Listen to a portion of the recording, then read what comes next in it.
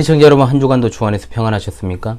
시작된 한 주간도 성삼위일체 하나님께서 여러분과 늘 함께 하시기를 원합니다.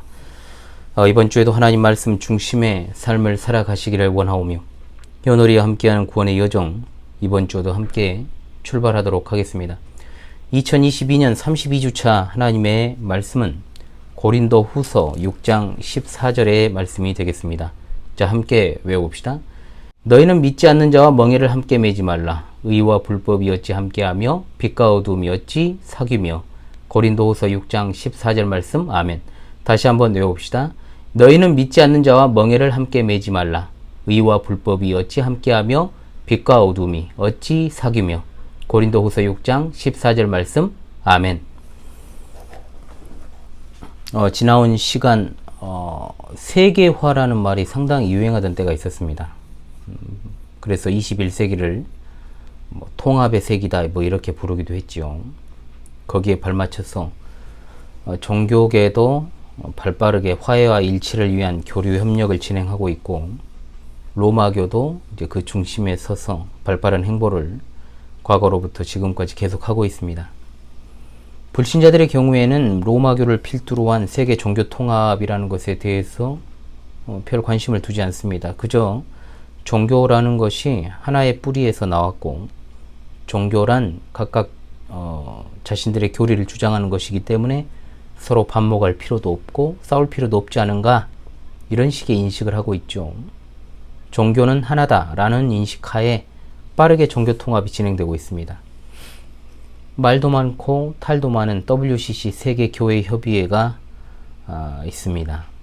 그 총회가 부산에서 개최된 것도 벌써 9년 전 이야기고, 이듬해 이제 2014년 5월 22일에는 이 땅에서 로마교와 한국 개신교교회협의회, NCCK라고 부르죠. 신앙과 직제를 일치하기로 하고 그 협의 기구를 발족했던 때입니다. 거기에 편승했는지 같은 해 교황 프란치스코가 한국에 반항하여 거기에 화답하듯 왔다 돌아가기도 했습니다. 대한민국이 세계 종교 통합으로 가는 정말 중요한 단추를 꿰는 역할을 맡았다라고 해도 과언은 아닙니다. 로마교는 이제 세계 교회가 연합되는 것을 넘어 모든 종교를 일치시키기 위해서 다방면으로 서두르고 있습니다. 로마교가 주관하는 모임은 더 이상 그들만의 모임이 아니라 불교, 라마교, 그리스 정교회 등의 지도자들도 함께 협력하는 일들을 진행해 가고 있으며, WEA 세계복음주의연맹은 WCC에 이중되죠.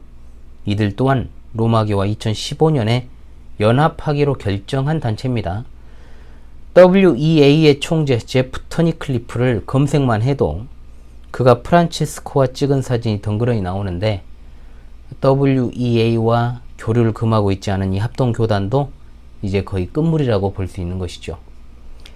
WCC와 마찬가지로 WEA도 일루미나티 조직이며, 종교 분야에 있어 사탄의 종교로 세계 종교를 통합시키는 일에 있어 사탄이 아주 크게 쓰는 도구 아닙니까? 이런 조직에 가담하고 또 애매하게 교류를 지속하는 일은 이미 배도에 들어가 있는 것이고, 특히 WCC에 가입되어 활동하고 있는 교단, 교회에 소속되어 있으면서 구원을 이야기한다라고 하는 것 자체가 코미디도 이런 상 코미디가 없다는 거죠.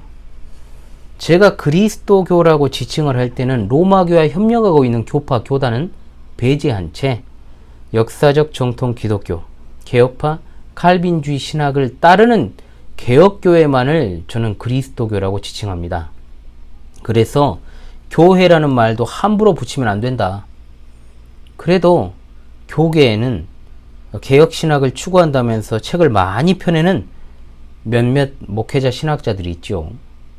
로마교를 버젓이 로마 가톨릭 교회라고 지칭을 하고 있고, 심지어 개혁신학자라는 어떤 양반은 교황이 교회를 위해 좋은 결정도 많이 한다, 이런 망언을 책에다가 서술해 놨더군요. 한마디로 역사관 자체가 그릇되어 있죠. 어떻게 제정신이 박혀 있다면 로마교 또는 로마 가톨릭을 기독교로 인식을 하고 교회 같은 범주에 넣을 수가 있습니까? 이런 어떤 뚜렷하지 않은 역사 인식과 시원찮은 인간들이죠. 또 모호한 어떤 정체성들이 결국은 종교 통합으로 가는 빌미를 제공한다는 겁니다. 모든 종교가 하나가 되는 운동은 어제 오늘의 일이 아니었습니다.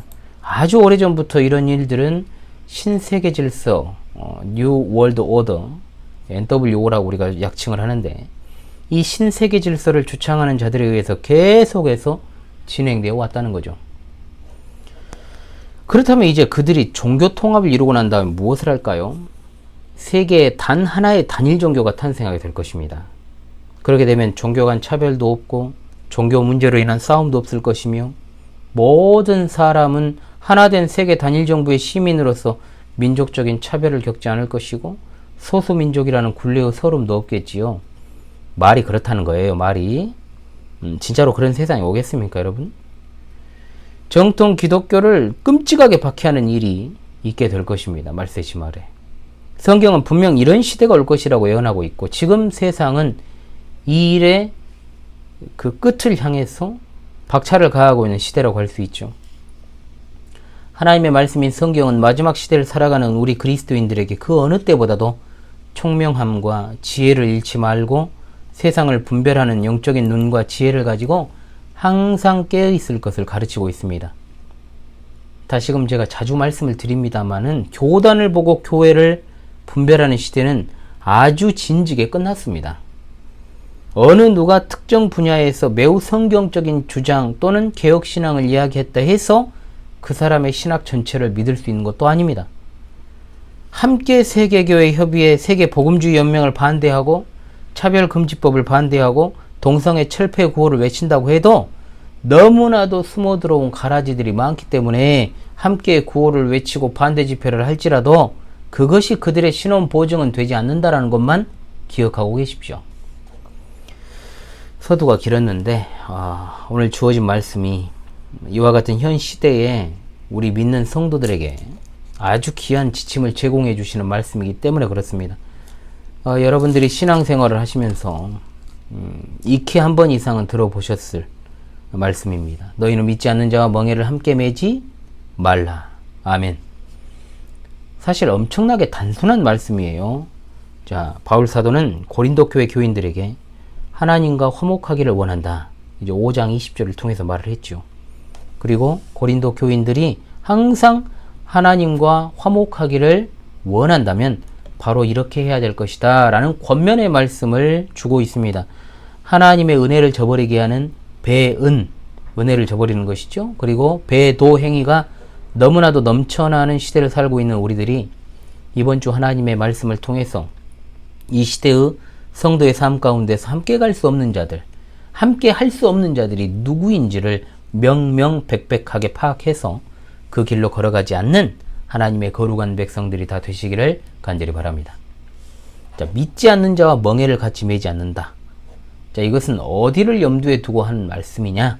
레위기 19장에 나오는 단어입니다. 너희는 내 규례를 지킬지어다. 19절이죠. 내 가축을 다른 종류와 교미시키지 말며 내 밭에 두 종자를 섞어 뿌리지 말며 두 재료로 직조한 옷을 입지 말지며 라고 했습니다. 이와 마찬가지로 구약 성경에서 종류가 다른 두 짐승을 한 멍에에 매어 일을 시켜서는 안 된다라고 말씀을 해요. 신명기 22장 10절에서 너는 소와 나귀를 결의하여 갈지 말라. 자, 이것을 우리 문화권에서 조명하여 보면 바로 이런 말이에요. 하나님은 비빔밥이 싫다고 하셨습니다. 물론 이 말은 신자가 비빔밥을 먹지 말라는 소리가 아니고요. 이스라엘 문화권에서 포도원에 두 종자를 뿌리는 것 하지 마라. 양털과 배실로 섞어 짠 것을 입지 마라. 금하셨습니다. 초대교회 당시에도 유대인들은 계속해서 금해야 될 것으로 여기고 지키고 있었다는 거죠. 바울 사도는 이런 어떤 구약 성경을 기본으로 해서 믿지 않는 자들, 즉 불신자들에 대한 성도들의 태도를 비유적으로 설명을 한 것입니다. 바울 사도는 성도들이 불신자들과 결의해서는 안 된다. 같이 쟁기질 할 수 없다. 생의 멍에를 같이 맬 수 없다라고 분명히 가르치고 있습니다. 자, 그렇다면 우리가 하나님을 믿지 않는 세상 어떤 사람들과도 교류를 하면 안 되고 만나지도 않아야 된다는 것을 의미하는 것일까요? 만약에 범사에 불신자들과 만나지 않아야 된다면 우린 지구를 떠나야 됩니다.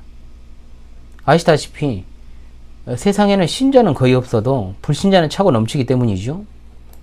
또한 이 방송을 보고 계신 분들 가운데 주위에 나는 믿는 사람이 훨씬 많다라고 자신있게 손들 수 있는 사람은 별로 없을 것입니다. 저는 자신 있게 손을 들죠.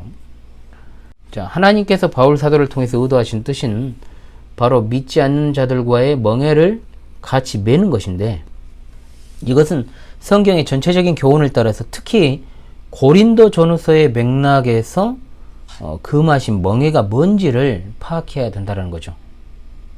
멍에는 우리가 하나님과 멀어지게 하는 요소를 말합니다.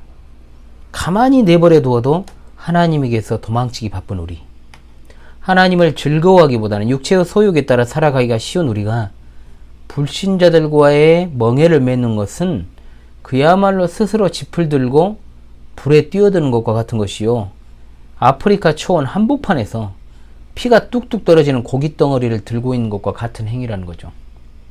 그렇다면 여기서 말씀하는 멍에가 성경 말씀의 맥락에서 무엇인지를 보고, 또한 우리 성도 개개의 삶 가운데 함께할 수 없는 자들이, 즉 믿지 않는 자들과 무엇을 우리가 함께할 수 없는지를 상고하는 것이 굉장히 중요합니다. 자, 첫째로 믿지 않는 사람과 결혼하여 함께 갈 수 없습니다. 아멘이십니까? 가깝든 멀든 결혼하실 분들은 잘 새겨 들으십시오. 이 핑계 저 핑계로 불신자와 결혼할 생각은 애시당초 접는 것이 신상에 좋습니다. 존말로 할 때. 자, 그러면 이렇게 반문하는 사람이 분명히 있습니다. 교회 다니면서도 불신자보다 못한 인간도 많습니다. 뜬구름 잡는 이야기라고 했어요. 어디서 이상한 곁다리 짚는 이야기죠, 이건 사실은. 물론 그 말이 틀리다는 건 아닙니다. 저도 압니다. 여러분보다 더 잘 알걸요, 아마. 나도 교회 많이 다녀봤으니까. 그렇습니다. 형식적으로 교회 다니는 사람은 교회 다니지 않은 불신자보다 못한 인간들이 많습니다. 반면에 교회 다니지 않아도 매사에 적극적이고 남을 배려할 줄 알고 너그럽게 감싸주는 사람도 있죠. 그러나 분명히 성도들이 잊지 말아야 될 것은 인간의 선행과 행위로 구원을 받을 수 없다는 겁니다. 아무리 선행을 많이 하고 착하게 살아도 인간은 착하게 살아서 구원받는 것이 아니고 예수님을 믿어야 구원받습니다. 하나님께서 요구하시는 의에 도달할 수 없는 것이 인간이라 이 말입니다. 그래서 예수 그리스도께서 우리를 대신하여 하나님께서 요구하시는 선행을 행하시고 창세전에 선택하시기로 작정한 자기 백성들을 구원하시기 위하여 십자가에서 대속의 피를 흘리신 것입니다. 예수님이 믿어지는 것은 성령 하나님의 역사로 되어지는 일입니다. 구원은 전적으로 하나님의 은혜의 선물이라는 사실을 여러분은 알고 계시지 않습니까? 이 은혜의 선물은 강요할 수도 없는 것이고 억지할 수도 없는 것입니다.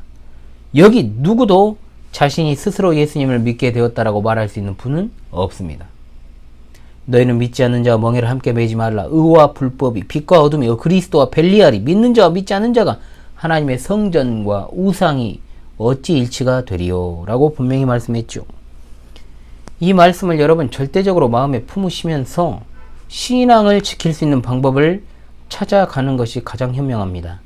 인간의 말이 아니라 하나님의 말씀이지 않습니까? 아브라함의 종 엘리에셀이 이삭의 부인이 될 리브가를 데리러 왔을 때 리브가의 친정 식구들이 리브가에게 묻죠.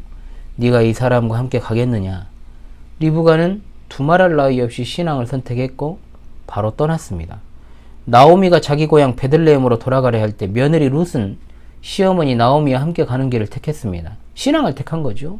그리고 보아스와 결혼하여 다윗과 구주 예수님의 조상이 되는 영광을 누리게 되었습니다. 또한 바울 사도는 이상적인 부부로서 브리스길라와 아굴라를 자주 언급합니다. 이 부부는 본도 출신 유대인입니다. 로마 황제 글라우디오가 로마에서 유대인 추방령을 내리죠. 그러자 이제 고린도에 와서 살다가 바울을 만납니다. 예수 그리스도를 영접하고 그리스도인이 되었습니다. 이 부부의 정말 아름다운 신앙이 바울 사도의 가슴 깊이 새겨져 있습니다.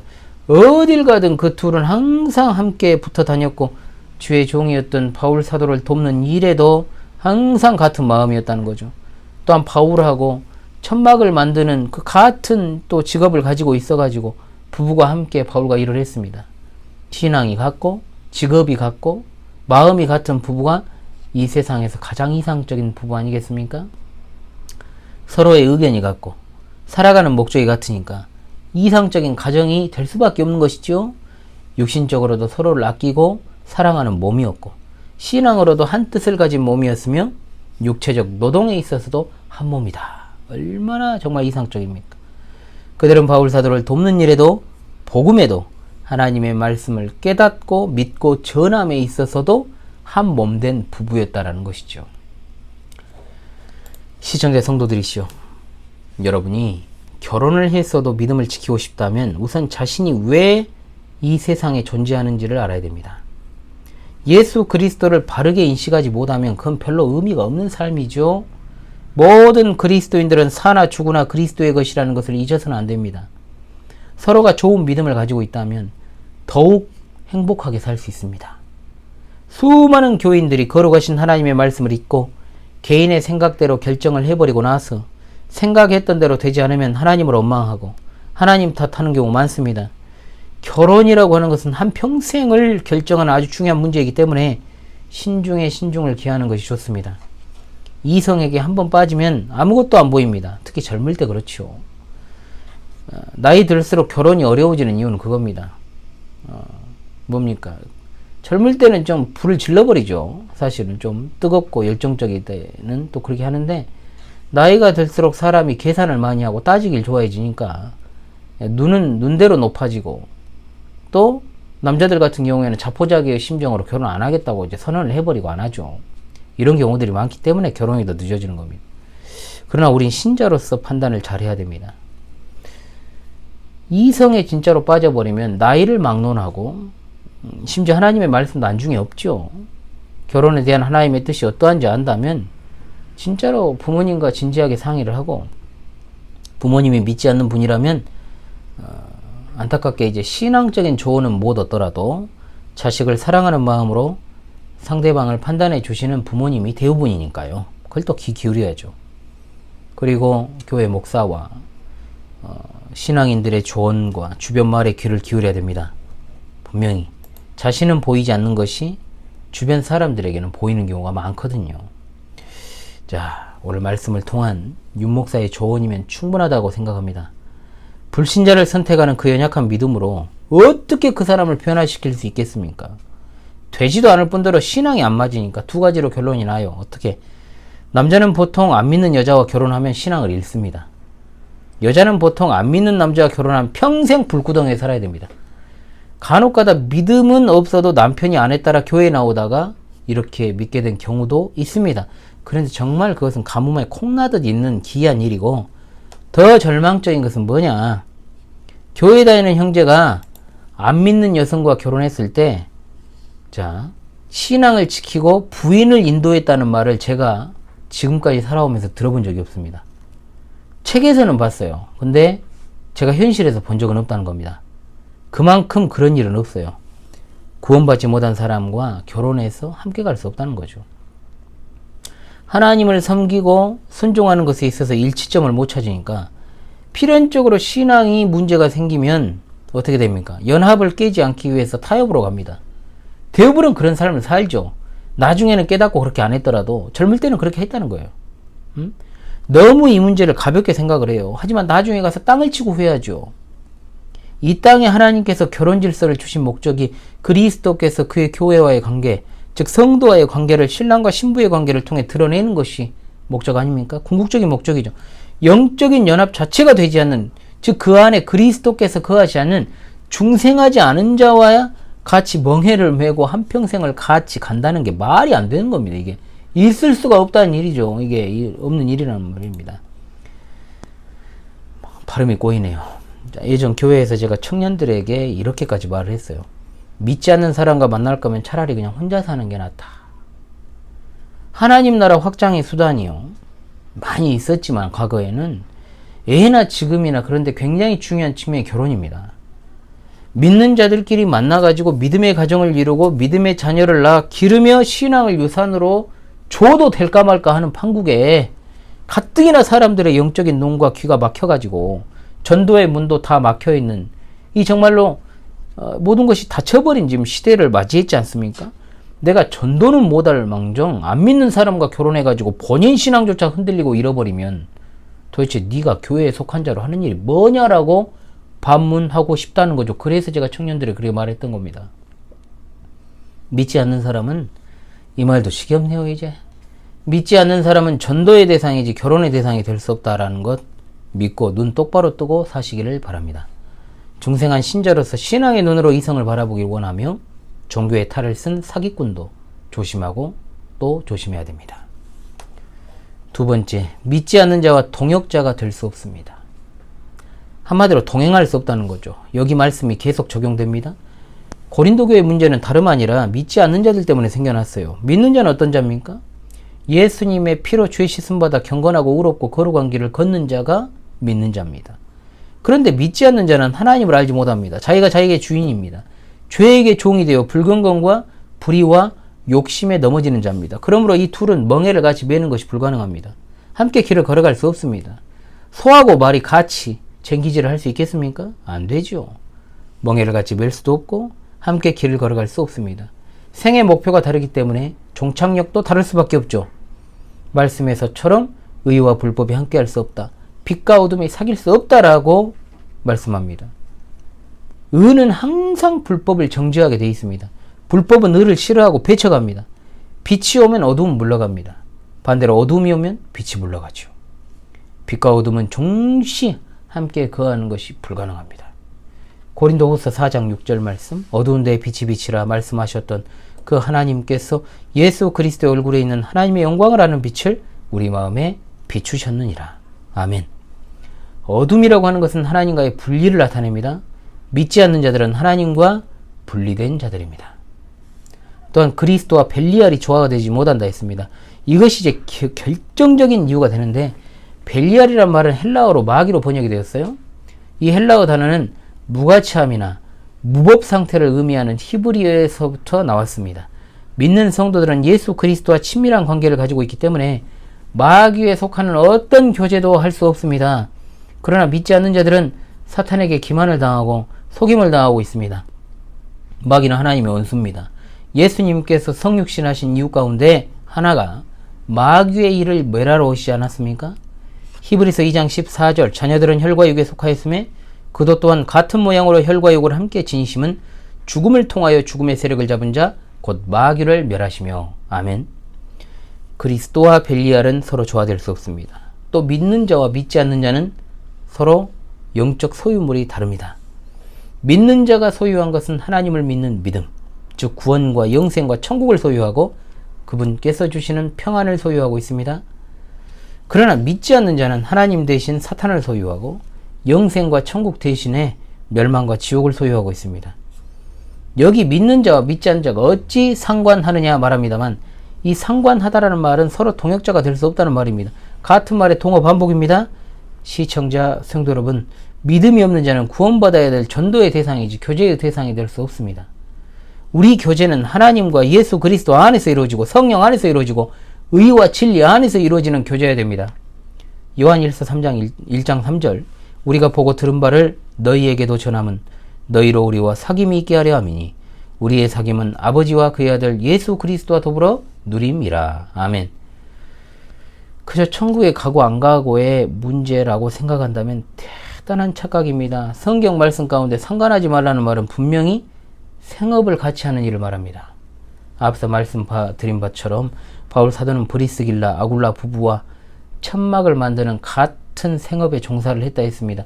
그 가운데 그 부부에게 복음을 전했고 부부가 예수 그리스도를 영접하고 또한 복음의 일꾼이 되었습니다. 가령 예를 들어보겠습니다. 믿지 않는 사람과 물론 사업을 같이 할 수도 있을 것입니다. 또 사업 파트너가 될 수 있습니다. 그런데 처음에는 몰라도 이게 나중에는 마찰을 빚게 됩니다. 공교롭게 그렇게 돼요. 왜? 생의 목적이 같지 않기 때문에. 같아지면은 또 다릅니다. 그 이야기는. 자, 그래서 생애를, 그러니까 쉽게 말하면 멍해잖아. 멍해를 맨다는 것은 생을 같이 하는 거잖아요. 맞을 리가 없죠. 안 맞죠. 안 맞아요. 가치가 다르니까.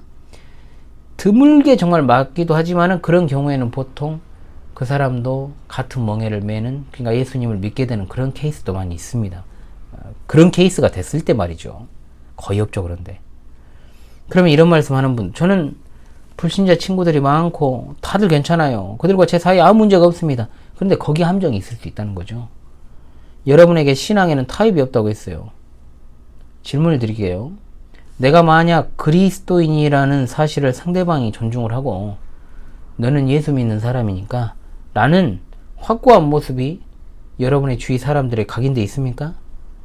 아니면 말은 못하더라도 나이로운 신자 또는 교회에는 다니지만 신실하지 않은 그런 사람으로 혹시 각인되어 있지 않습니까? 모르죠. 그건 적당하게 신앙생활하면요 누구나 할 수 있어요. 누구나 할 수 있는 일들입니다.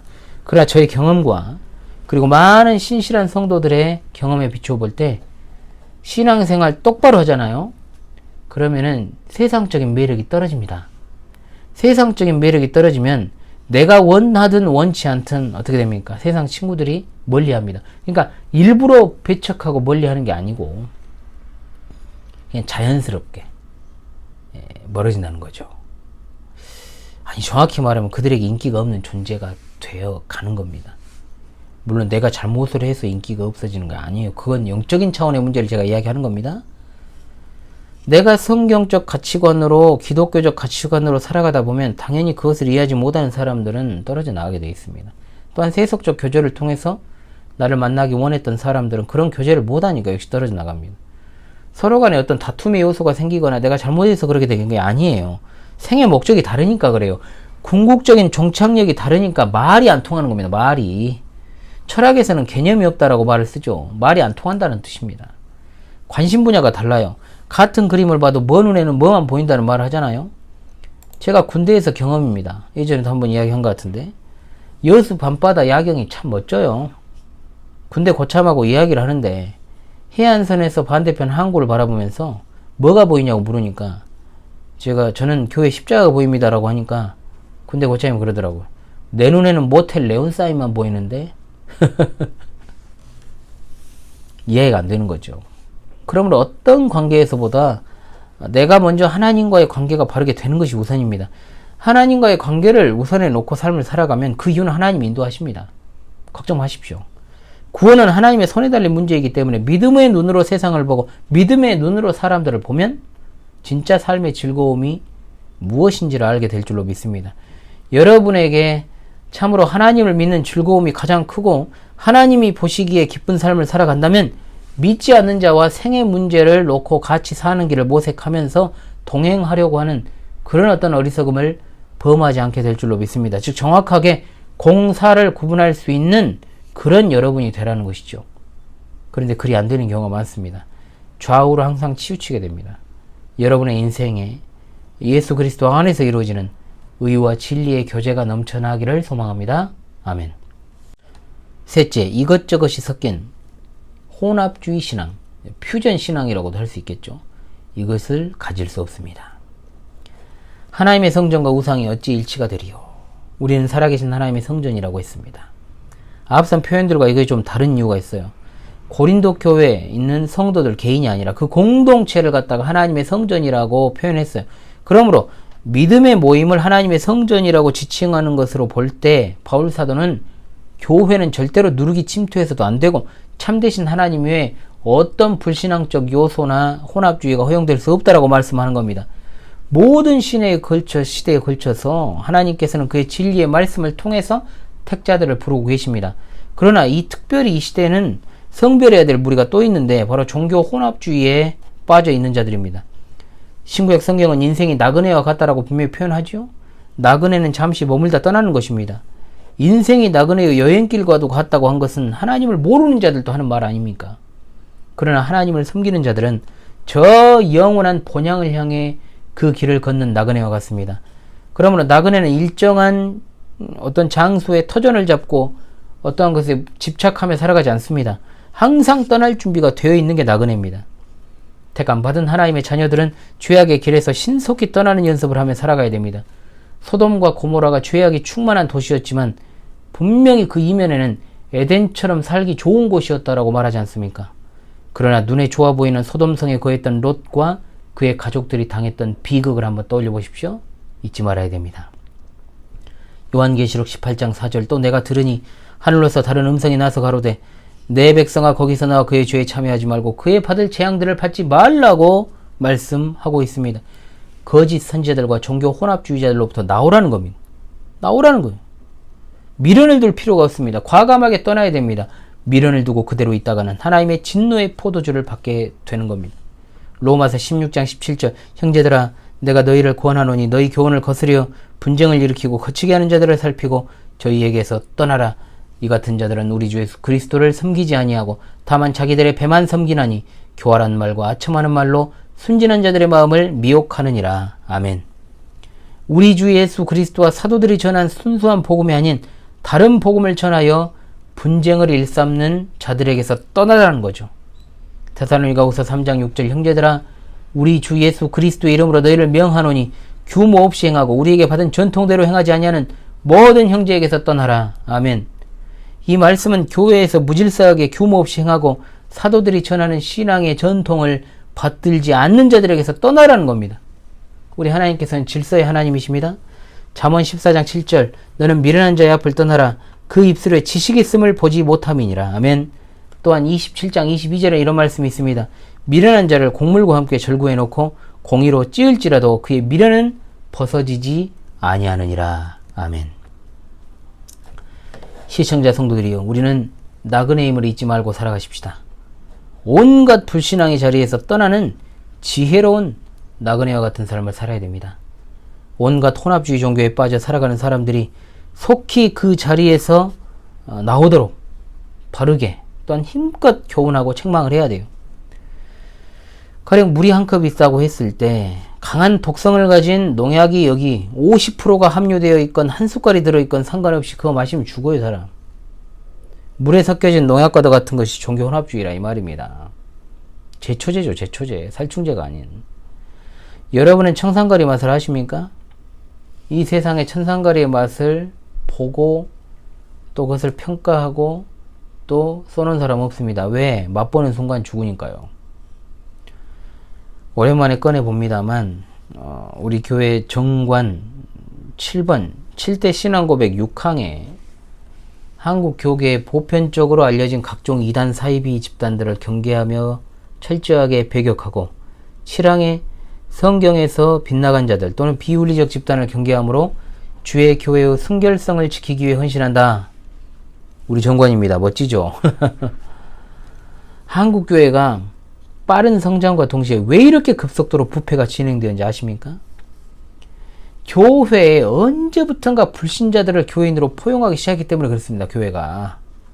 눈에 보이는 교회 회원 전체가 중생한 신자인지 아닌지 여부는 우리가 모릅니다. 그래 적어도 교회에 염소가 섞여 있을지라도 교회가 중생한 신자들, 즉 양무리가 모여있는 목장인 것은 분명한 사실 아닙니까?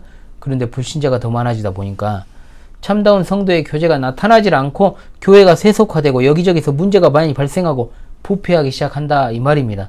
누구나 교회에 나와 말씀을 들을 수 있습니다. 복음의 무차별적 전파의 원리입니다. 외적 소명의 원리지요. 그러나 그가 예수 그리스도를 생명의 구주로 인정하고 영접하기까지 그는 아직 교회의 회원이 아닙니다. 아니에요. 그럼에도 불구하고 그동안 많은 교회들은 이 과정을 소홀히 했습니다. 교회에 일정 기간 출석했다고 해서 세례를 주고 세례받은 지 얼마나 됐다고 또 직분을 남발합니다. 믿음이 없고 거의 불신자에 가까운 사람들이 10중 8구 집사의 직함을 얻고 나이 먹으면 권사 직함 얻고 사회적 지위에 따라서 장로의 직함을 얻고 무자격자가 신대원만 나와가지고 목사의 직함을 얻으니까 한국 교회가 이 모양 이 꼴이 된 겁니다. 다른 여러 이유가 있지만 기본적으로 직분의 남발, 이것이 교회 타락의 한 몫을 했다는 겁니다. 한 교회 성도가 100명이면 70명 이상이 다 서리 집사를 하고 있어요. 이게 뭐예요 이게? 집사 아닌 사람 찾는 게 한때 유행했던 정말로 윌리를 찾아라 이걸 보는 것 같아요. 더 어려워요. 더 어려워. 그냥 아무 직함도 없는 사람 찾는 게. 왜 이렇게 직분이 문란해졌습니까? 하나님을 모르는 자들이 교회 봉사자들이 되어가지고 자기 열심만 쫓으면서 교회를 야금야금 무너뜨려 왔던 겁니다. 이것이 바로 교회가 쉽게 혼합주의를 받아들이는 체질로 변질되게끔 만든 교회 세속화의 루트라 이 말입니다. 교회가 가장 강력한 영적 모임이 될 수 있는 유일한 길은 바로 세상과 교회의 선이 명확하게 구분되어질 때 가능합니다. 교회는 하나님의 택함받은 자녀들의 모임입니다. 그러나 교회가 세상과 구분점이 사라져버리면 교회는 맛 잃은 소금으로 돼버리고 세상에 짓밟힐 뿐입니다. 우리는 하나님의 은혜를 배반하는 배은의 시대를 살아가고 있습니다. 불신앙적 사조들이 온 세상에 창궐해 있습니다. 그런 가운데 우리에게 바울 사도는 구약 성경을 인용해서 강조하죠. 첫째, 성도들이 하나님의 백성이 되었다. 여기서 중요한 건 하나님께서 성도들 가운데 거하시고 다니신다는 점입니다. 하나님께서 그분의 백성인 성도들 가운데 머물려고 동행하시는데 머물면서 어떻게 성도가 세상 사람들과 동일하게 살 수 있겠습니까? 우리는 하나님의 강력한 손만 붙들고 나아가야 될 줄로 믿습니다. 두 번째, 성도들은 구별된 자들입니다. 성도들은 17절의 말씀과도 같이 그들 중에서 나와야 됩니다. 성별해야 된다는 거죠. 성별해야 됩니다. 비도덕적인 일, 우상숭배적인 일, 종교 혼합주의, 불신자와의 결혼, 교제, 이런 등등에 동화되지 않을 기질과 판단력과 결단이 있어야 된다는 거죠. 나 혼자인데 어때?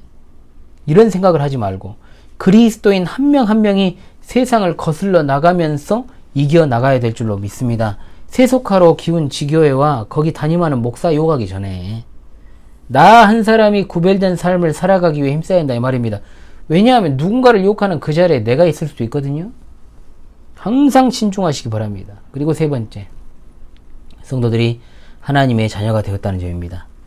여기 하나님의 성전이라고 하지 않았습니까? 성도들이 참으로 하나님의 성전이면 세상과 질적으로 다른 존재들이기 때문에 세상 사람들과 똑같이 부정적으로 살아가지 못합니다. 부정하게 살아가지 못한다는 건 적당히 섞여가지고 대충 살아가지 못합니다. 그리스도인은 언제나 품격 있게 살아야 하는 것이죠. 시청자 성도들이시여, 이제까지 바울 사도의 진술은 7장 1절에서 이제 결론에 다다르고 있습니다.